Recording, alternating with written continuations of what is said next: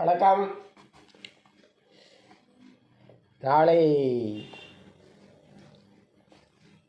மதுராந்தகத்தில் NDA கூட்டணி பாரத பிரதமர் நரேந்திர மோடி அவர்கள் வருகை தர இருக்கிறார்கள்.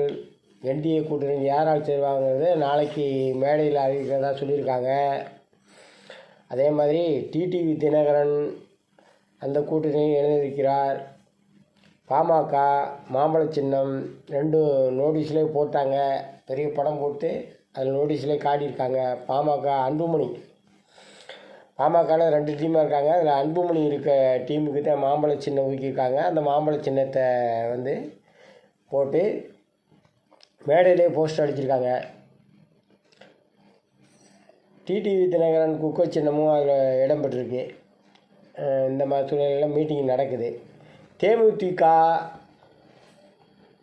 இந்த அணியில் இடம்பெறுமா அப்படிங்கிறது சிறிது சந்தேகத்துக்குரியதாக இருக்கிறது, சர்ச்சைக்குரியதாக இருக்கிறது, யோசனை பண்ணி கொண்டே இருக்கிறது போல் இருக்கிறது. அதாவது தேமுதிக மீட்டிங்கில் மாவட்ட செயலாளர்களை அழைத்து அம்மா பிரேமலதா அவர்கள் முடிவு பண்ணியிருக்காங்க. மாவட்ட செயலாளர்கள்லாம் கூப்பிட்டு யார் கூட கூட்டணி சேரலாம் அப்படின்னு சொல்லி கூட்டணி சேர்றதுக்கு உங்கள் கருத்து என்னன்னு சொல்லி அதை எழுத சொல்லி அதை வாங்கி எல்லாருடைய கருத்து அவங்களுக்கு கிடச்சிச்சு. இதில் என்னென்னா மாவட்ட செயலாளர்கள் கருத்தில் சம பங்கு பாதி திமுகவுக்கு ஆதரவாக இருக்குது. இந்த மாதிரி திமுக கூட கூட்டணி சேரலாம் அப்படிங்கிற மாதிரி சொல்லியிருந்ததுனால அந்த மேடையில் ஏற்கனவே ஒரு வாரத்துக்கு முன்னால் அந்த மீட்டிங்லேயே அறிவிக்கிறதா சொல்லியிருந்தாங்க. மாவட்ட செயலாளர் கூட்டம் முடிஞ்சு அடுத்த மீட்டிங்கில் அறிவிக்கிறேன்னு சொல்லியிருந்தாங்க. இந்த மாவட்ட செயலாளருடைய கருத்தை கொஞ்சம் ஆலோசனை பண்ணிக்கலாம் அப்படிங்கிறதுக்காக கொஞ்சம் வெயிட்டிங்கில் வச்சுருக்காங்க. இதே டயத்தில் இப்போ முன்னெச்சரிக்கையாக குக்கர் சின்னத்துக்கு ஆல்ரெடி போயாச்சு, பாமகவும் போயிடுச்சு. இப்படி போயிட்டு இவங்கெல்லாம் குக்கர் சின்னத்துக்கு 9 சீட்டு என்னமோ சொல்லிக்கிட்டு இருக்காங்க. பாமக எப்படி ஒரு 15 சீட்டாவது கேட்டிருக்கோம். இதில் பாஜகவுக்கு எப்படி 30 சீட்டு அவங்க கணக்கு பண்ணியிருக்காங்க. அப்படி இருக்கும்போது எடப்பாடியார் என்ன பண்ணிக்கிறாங்கன்னா அதிமுக எப்பவும் ஆல்ரெடி 160 சீட்டாவது நிற்கணும் நம்ம அப்படிங்கிற மாதிரி கணக்கு பண்ணியிருக்காரு. அப்போ 160 ஏடிஎம்கே,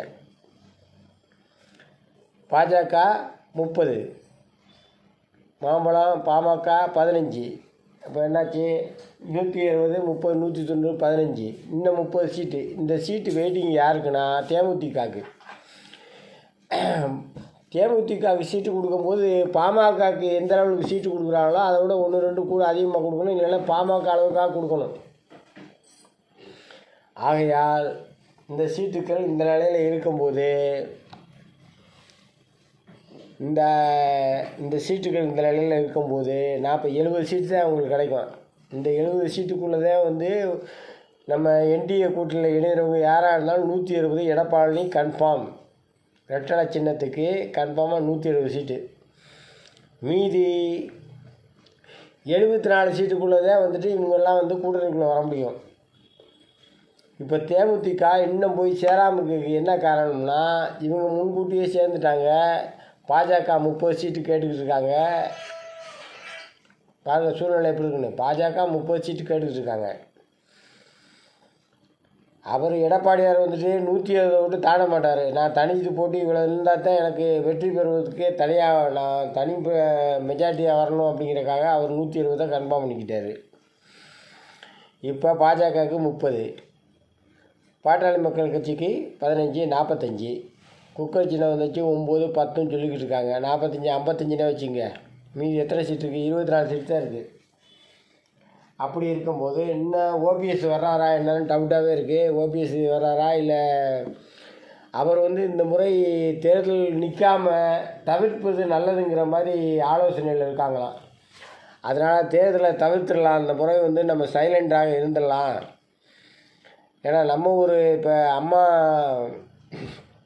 அதிமுகவில் வந்துட்டு ஏற்கனவே வந்து ஜெயலலிதா அம்மாவும் ஜானகி அம்மா இருந்தப்போ அவங்க ஒரு முடிவெடுத்து ஒதுங்கினாங்க. அவங்க அந்த மாதிரி ஒதுங்காமல் இந்த எலெக்ஷனுக்கு நாம் எதுவும் பண்ணாமல் கூட நடுநிலைமையாக இருந்துடலாம் அப்படிங்கிற மாதிரி கூட அவர் முடிவெடுக்க வாய்ப்பு இருக்குது.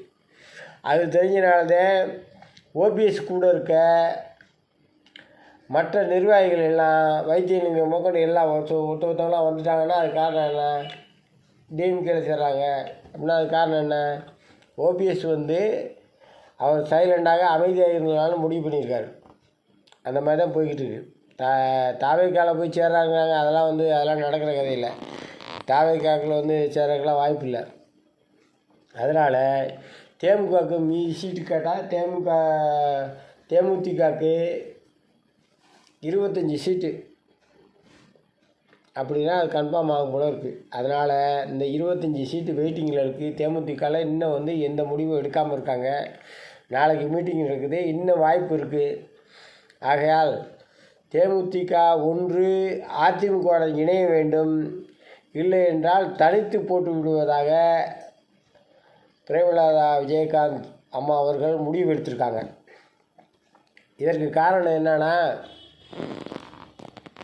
கேப்டன் விஜயகாந்த்